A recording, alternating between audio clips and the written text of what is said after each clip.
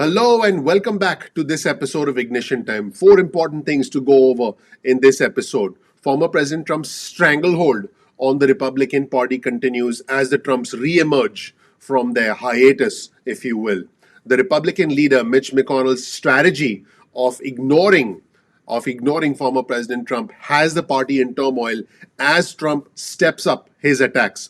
Ted Cruz heads to Cancun with his family as Texas suffers the worst energy crisis ever in the history of the state. And if you thought that was interesting, the pandemic has slashed US life expectancy. Thank you so much for being a viewer and a subscriber. This channel, the Ignition Time channel, is about the country, the economy, and about your money. Let's jump right into the news. Let's start with the Trumps re-emerging from exile and the Trump stranglehold. You'll see this tweet on your screen from Axios that reports Trump and his administration are re-emerging from exile.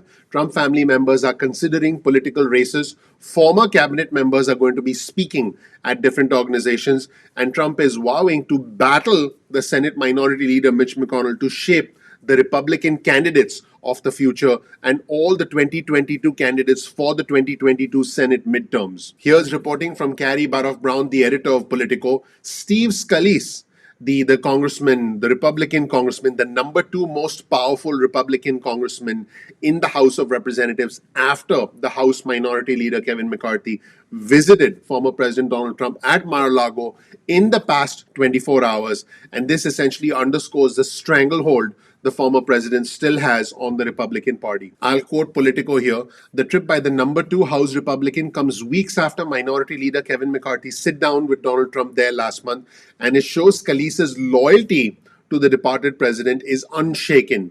Unlike McCarthy, who called for Trump's censure after the 6th of January, then moved to patch things up, Scalise, a long-time Trump supporter, again, this is reporting from Politico, never endorsed a formal rebuke of the ex-president. The trip underscores that the two top House Republicans, is Kevin McCarthy and Steve Scalise, are now hitching their wagons to Trump, even as the Senate Minority Leader Mitch McConnell and Liz Cheney, who's the most powerful Republican congresswoman in the House of Representatives, Congresswoman Liz Cheney from Wyoming, even as Congresswoman Liz Cheney, who, by the way, is the number three most powerful Republican after House Minority Leader Kevin McCarthy and after Steve Scalise, they have essentially abandoned former President Trump and are essentially speaking out openly against him. And speaking of the Senate Minority Leader Mitch McConnell, here's new reporting from Manu Raju over at CNN, a tweet from Manu Raju where Manu says McConnell laughed about Trump's statement, and there was a pretty strong statement, a long statement from former President Donald Trump, which incidentally had a reference to the Senate Minority Leader Mitch McConnell's double chin, but advisors asked Trump to remove that part from the statement. Yep. There was that aspect of the statement that was removed because his advisors felt it was not necessary. When I say his, I mean Trump. Let's get back to Manu Raju's tweet from CNN. McConnell laughed about Trump's statement and has no plans to engage the former president. He's done talking Trump with plans to focus on pushing back to regain control of the Senate for the Republicans and focus on essentially combating aspects of the Biden agenda that the Republicans won't agree with. He's moving on, according to Manu Raju. But the big question is, will Trump allow Mitch McConnell to move on? Here's the headline of a CNN article on your screen. McConnell's plan to deal with Trump, simply ignore him. You'll get a link to all of our resources in the description section below, so make sure to check them out. Here's another tweet on your screen from Nicholas Fandos, who's a congressional correspondent for the New York Times. And Nicholas quotes a new New York Times article.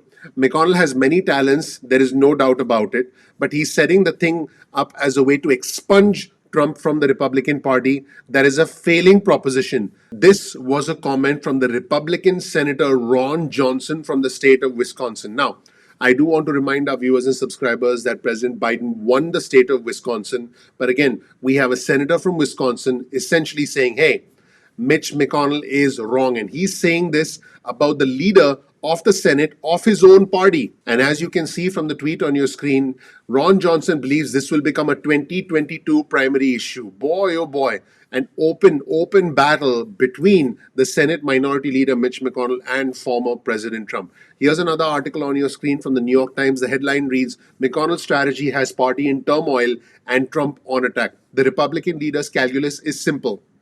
Don't stoke a full-on revolt by Trump supporters by voting to convict the former president, but demonstrate to anti-Trump Republicans that he recognized former President Trump's failings. It looks like that strategy didn't work because it looks like Mitch McConnell wants to have it both ways. Now, let's shift gears to Texas, and the news I'm about to report to you is hard to believe. Here's a tweet on your screen from Sawyer Hackett, who's a senior advisor and communications advisor to Julian Castro, who's the mayor of San Antonio in Texas. We all know what's happening in Texas.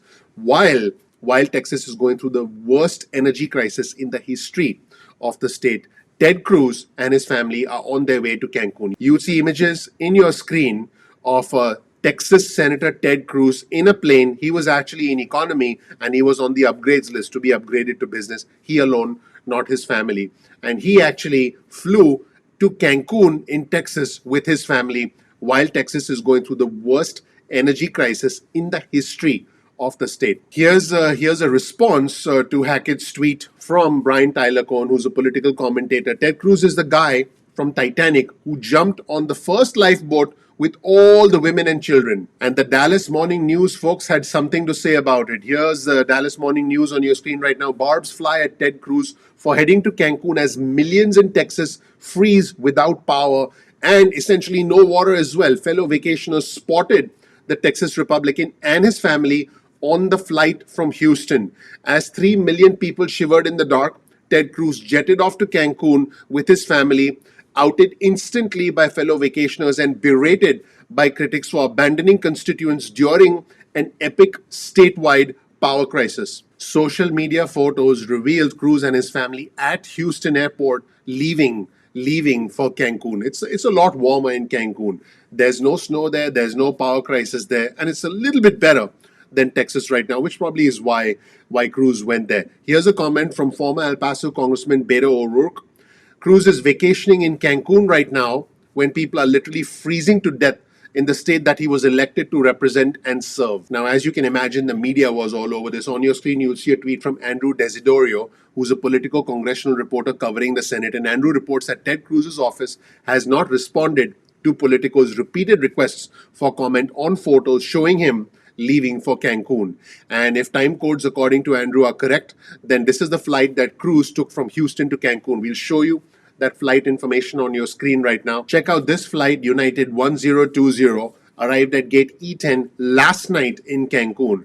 Cruz, Senator Ted Cruz, I hope you're having fun in Texas. I hope you're enjoying the buffets in Texas, and I hope you're having a margarita on the beach while your constituents are freezing. Have a good time, Senator Cruz. Another tweet on your screen, this time from Doug Landry, who covers politics and optics. And Doug writes, this wasn't actually all that hard to figure out. Ted Cruz was number 2 on the upgrade list. And we'll show you this image here. He was number 2 on the upgrade list. And he was on the flight. Now, Heidi is his wife. It appears as if Ted Cruz was on the upgrade list, but his family was not. But regardless, he was on the flight. And it is confirmed that Senator Ted Cruz from Texas is in Mexico right now having a good time. And I'm not the only one who's wishing Senator Cruz a good time. Michael Bestschloss, who has written 9 books, including Presidents of War, and who's an NBC News correspondent, Michael wrote, "Welcome to Cancun," and shared this interesting image for Senator Ted Cruz. And I thought that might be interesting for the viewers of Ignition Time. Welcome to Cancun, Senator Cruz. And while all this is happening, while individuals in Texas are suffering, while our fellow Americans are suffering, and Cruz is probably at a buffet right now in Texas. Here's a tweet on your screen from Dana Rubenstein, who says, more recently in December, Cruz attacked a Democrat, Mayor Stephen Adler of Austin, for taking a trip to Cabo while telling constituents to stay safe during the pandemic. Let's show you this headline from New York Times, which reads, Senator Ted Cruz left Texas for Cancun as the state was battered by a brutal winter storm. Now, let's switch gears to a tweet from Ted Cruz,